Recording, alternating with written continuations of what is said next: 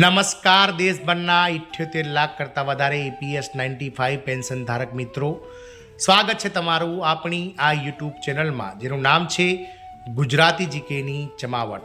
તો છેલ્લા ઘણા સમયથી એટલે કે છેલ્લા એક દાયકાથી કહી શકાય કે EPS 95 પેન્શન ધારકોના યુનિયનો અને કર્મચારીઓ જે લઘુત્તમ વેતન 2014માં 1000 રૂપિયા કરવામાં આવ્યું હતું લઘુત્તમ પેન્શન, તેમાં વધારો કરવાને લઈ અને લડત લડી રહ્યા છે. હાલમાં આ EPS 95 પેન્શન ધારકો આ લઘુત્તમ જે પેન્શન છે તે 1000થી વધારી અને 7500 રૂપિયા જે છે તે કરવાને લઈ અને સરકાર સામે દબાણ કરી રહ્યા છે. તદુપરાંત જે પેન્શન છે તેને સરકારી કર્મચારીઓની જેમ જેથી તે મોંઘવારી સાથે ક્લબ કરવા અને દર 6 મહિને પેન્શનમાં જે છે તે વધારો કરવાને લઈ સાથે જ કહી શકાય કે જે કર્મચારીઓ છે તેમને અને તેમના જીવનસાથીને સરકાર દ્વારા જે છે તે મહત્તમ 3થી લઈ અને 5 લાખ રૂપિયા સુધીનો મેડિકલ કવર આપવામાં આવે તેવી માંગણીઓ સાથે ઘણા લાંબા સમયથી EPS 95 પેન્શન ધારકો લડત લડી રહ્યા છે. ત્યારે હાલમાં 1 ડિસેમ્બરથી શરૂ થયેલા સંસદના ચોમાસુ સત્રમાંથી માનનીય નાણામંત્રી શ્રીમતી નિર્મલા સીતારામન દ્વારા EPS 95 પેન્શન ધારકોના લઘુત્તમ પેન્શનને જે 1000 છે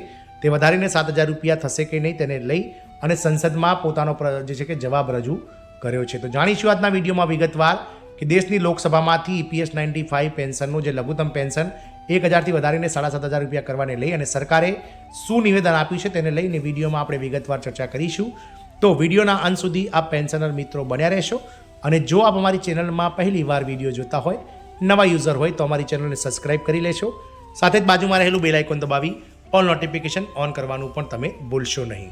તો EPS 95 પેન્શન ધારકો 78 લાખ પેન્શન ધારકો માટે સંસદમાં ચાલી રહેલા શિયાળુ સત્રમાંથી મહત્વના અપડેટ્સ આવ્યા છે, જેમાં શું EPS 95નું જે ધારકોનું જે પેન્શન હાલમાં લઘુત્તમ 1000 રૂપિયા જે વર્ષ 2014માં સરકાર દ્વારા કરવામાં આવ્યું હતું તે વધીને 7500 રૂપિયા જે કર્મચારી યુનિયનોની જે માગણી છે તે થશે તેને લઈને સરકારે પોતાનો જવાબ સ્પષ્ટ કર્યો છે.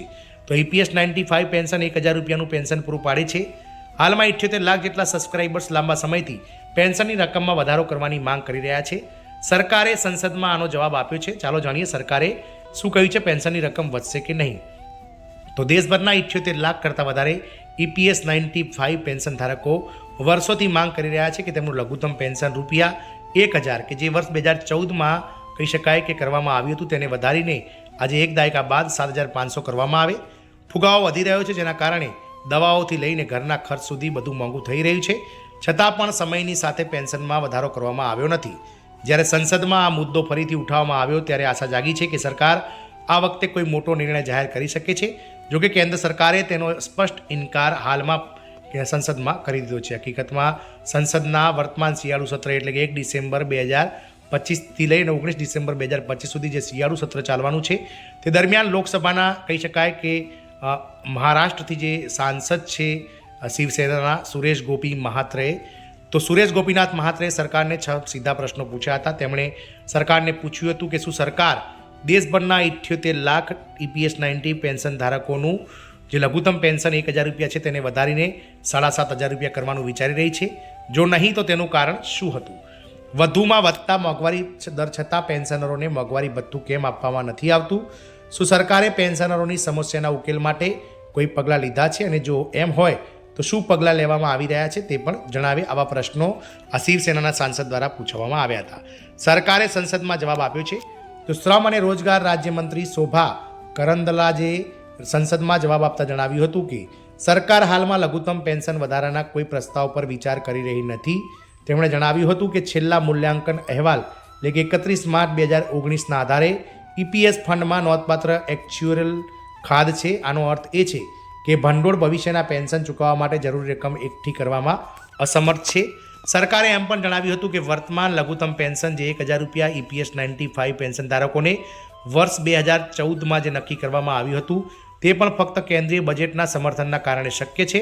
તેથી પેન્શન વધારાની ભંડોળ પર વધુ ભારણ આવશે. જ્યાં સુધી આ ભંડોળ વિકસે નહીં અને મોડલ વિકસાવવામાં ના આવે ત્યાં સુધી સરકાર આના વિશે વિચારશે પણ નહીં. EPS 95 પેન્શન યોજના શું છે? તો વર્ષ 1995માં શરૂ કરાયેલી કર્મચારી પેન્શન યોજના એટલે કે એમ્પ્લોયમેન્ટ પ્રોવિડન્ટ ફંડ સ્કીમ દેશની સૌથી મોટી પેન્શન યોજના છે. આ યોજના ખાનગી અને અસંગઠિત ક્ષેત્રના 8 કરોડથી વધુ પેન્શનરોને આવરી લે છે. આ યોજના હેઠળ પેન્શન ભંડોળ બે રીતે વિતરિત કરવામાં આવે છે. નોકરીદાતાઓ કર્મચારીના પગારમાં 8.33% ફાળો આપે છે, જ્યારે સરકાર 1.16% ફાળો આપે છે. આ યોગદાન 15,000ની વેતન મર્યાદામાં આપવામાં આવે છે. સરકારે વર્ષ 2014માં EPS 95 હેઠળ લઘુત્તમ પેન્શન 1,000 નક્કી કર્યું હતું. જોકે ફુગાવો ઝડપથી વધ્યો છે, જેના કારણે દવાઓના ખર્ચ વધી રહ્યા છે અને રોજિંદુ જીવન જે છે તે મોંઘી થઈ રહ્યું છે. પેન્શનરો કહે છે કે 1,000 રૂપિયા હવે એક અઠવાડિયા માટે પણ ચાલે તેમ નથી.